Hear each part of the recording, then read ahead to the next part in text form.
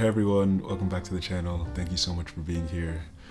Today I thought we'd do a little bit more of a casual video talking about some of the books that I have on my list for the next few weeks, next few months, and also I think just more generally about where my headspace has been with books and reading, and yeah, just a little bit more casual, kind of like a one-to-one type of video. So I recently came back to the States after spending some time in Europe. I actually just came back like a few days ago.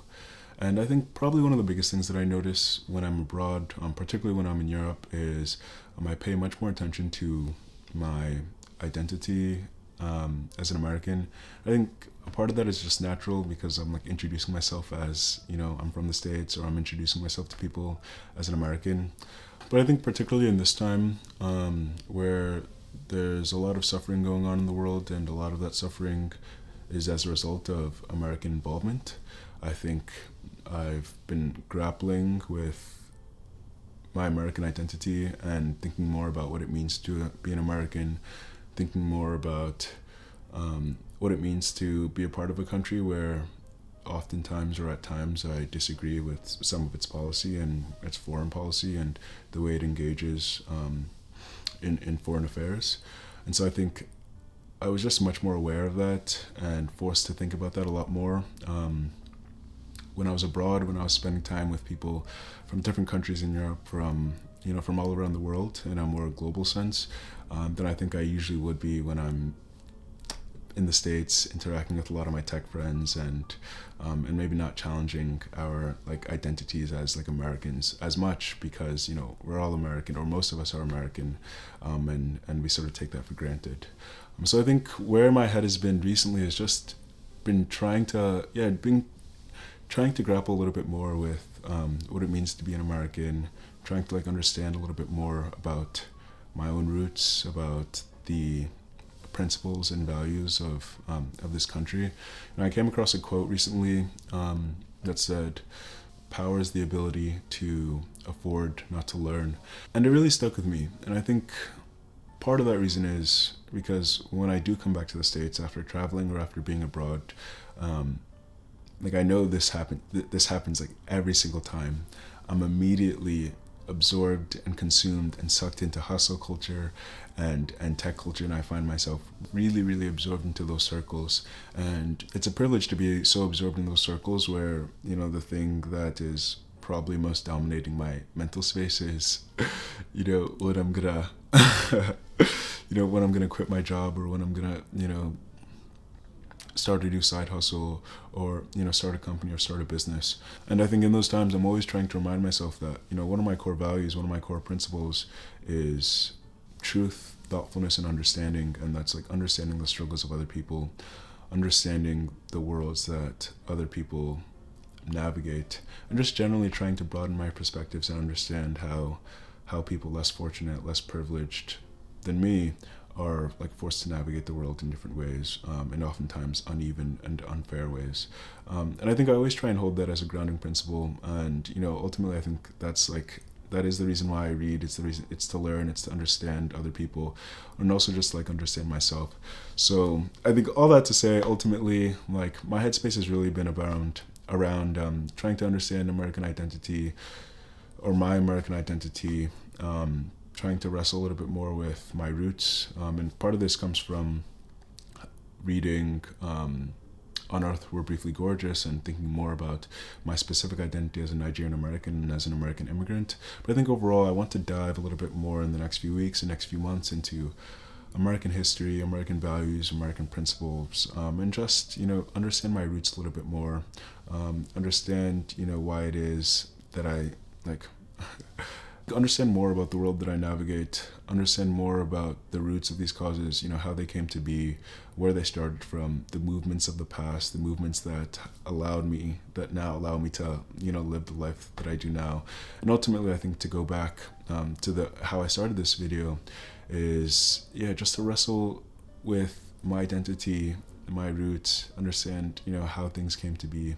And when I am abroad and when I'm introducing myself as an American, or when I'm telling people that I'm American, having a little bit more context as to what that means for myself, but also understanding more of how, other people are seeing America. I think ultimately it's a time of reflection for me. It's a time of trying to understand myself better and trying to understand my relationship with my country, my nation, in a much more intimate way. I think it's honestly something that I just haven't really done before, haven't really had to do before. I think, yeah. And so to get into it, oh my God, okay. So the first book that I'm diving back into is These Truths by Jill Lepore. Jill Lepore is a professor at Harvard, I believe, in history. She wrote this book as a deep dive and a pretty thorough walkthrough of the general events in American history that one would need to know to understand the country's values, the way the country is in the 21st century. But I think she's also written this as almost like a civics textbook, and understanding within an American context, of course, the origins and the evolutions of the rights, the duties of a citizen, the values that American people uphold. And so yeah, I'm hoping that this book can really set the bedrock and set a foundation. And it's a book that I often come back to. It's about 800 pages, so it's a pretty thick one. But I think that this will be a really good foundation for just understanding and diving into American principles, American values, and ultimately, I guess, American civics as well. The next one that I'm thinking about is this book called Recoding America by Jennifer Pahlka. And Jennifer Pahlka is a co-founder of Code for America, and she was also Chief Deputy Technology Officer in the Obama administration. Basically, she's someone who's been spending decades trying to understand how technology can be used in government in order to bring and improve accessibility for government programs. And she spent the last few decades thinking about how technology can be leveraged and be something that is utilized within government in order to bring about policy changes to, all of a country's people and citizens. Obviously, within an American context again. And so I've kind of picked this book up. I think ultimately it's a policy book, and it's about why there's oftentimes such a disconnect between the policy and the ideas and the implementation that actually ends up happening. I think I picked this book up as a few months ago when I was just walking around in New York. I think it was actually in Chelsea, from this bookstore called 3 Lives and Company. But ultimately, hoping it'll be a really insightful book. And I think what I'm most interested in reading about and finding is the connection between ideas and execution, the connection between policy and implementation. So ultimately, I think something that I spend most of my job doing. It's essentially what my job is as a product manager. Obviously, it's within technology and more about consumer products and artificial and implementing artificial intelligence products. But ultimately, my role is a product manager, and maybe in the future I'll do a video kind of explaining a little bit more about what my role is and how all of that works. But ultimately, the role that I'm in is all about execution. It's all about how we can take an idea and execute on it to actually build a product. I think in a similar way, I'm excited to see some of the parallels with this book, because ultimately it's all about policy, and it's all about the fact that policy and implementation need to coincide, and they need to go together, and they need to be thought about as this one I guess as this single entity where these two things go hand in hand.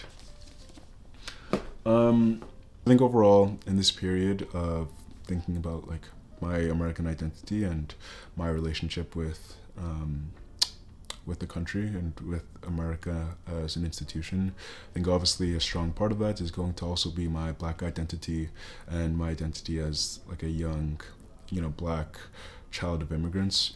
And so I think it's honestly an appropriate time for me to finally dive into some of James Baldwin's work and try and wrestle and grapple with the ideas that he's put forward. I haven't really read any of his works, but obviously I understand the immense and enormous influence that he's had on American literature and American thought, particularly with regards to race and sexuality, and just like overall, I think also with like the civil rights movement. So super excited and excited to see the relationships and the relations between like all these books that I have.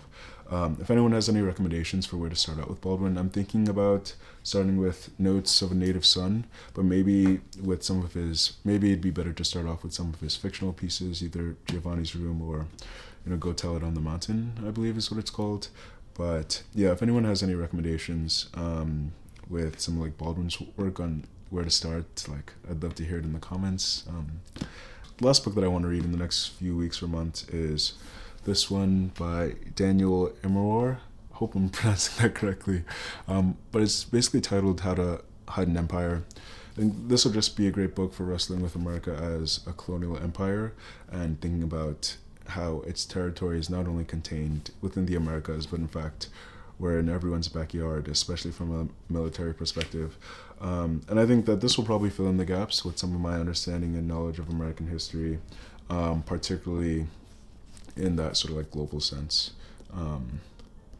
Yeah.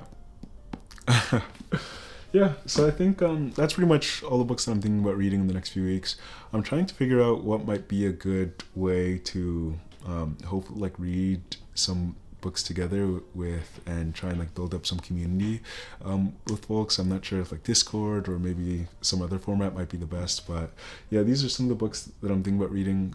If anyone is curious or thinking or would be interested in joining me and having some discussions on some of these books, I would totally love to dive into that. I'll do a little bit more digging on my side to try and figure out what might be the best way to facilitate that.